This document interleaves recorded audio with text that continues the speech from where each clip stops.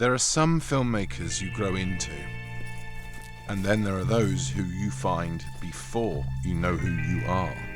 For me, that filmmaker was always David Lynch.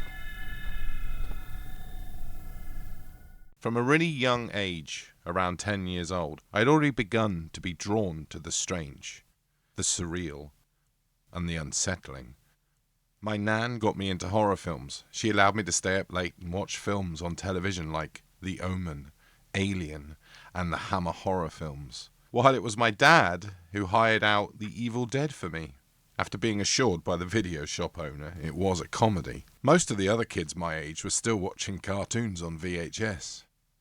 Horror films played a huge part in my childhood, and still do as an adult, but nothing I'd seen before came close to my first real David Lynch experience. That was when I was 13 and I hired out Blue Velvet on VHS. I'd be lying if I said I fully understood what I was watching, but I knew that what I was seeing was something completely different, something forbidden, something beautiful, something disturbing in a way that no on-screen bloodbath could ever convey.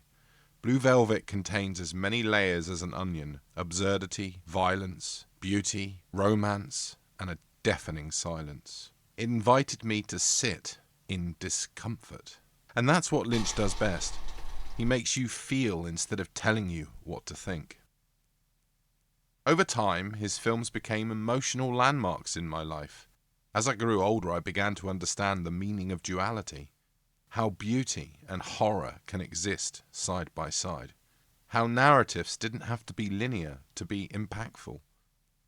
That emotions and impressions could carry a story further than any plot could ever do. David Lynch is solely responsible for expanding my cinematic vocabulary.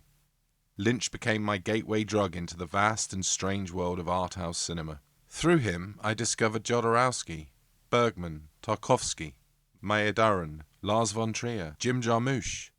The list goes on. Suddenly, cinema wasn't just something to consume. It was a language. And Lynch, he taught me how to speak fluent surreal.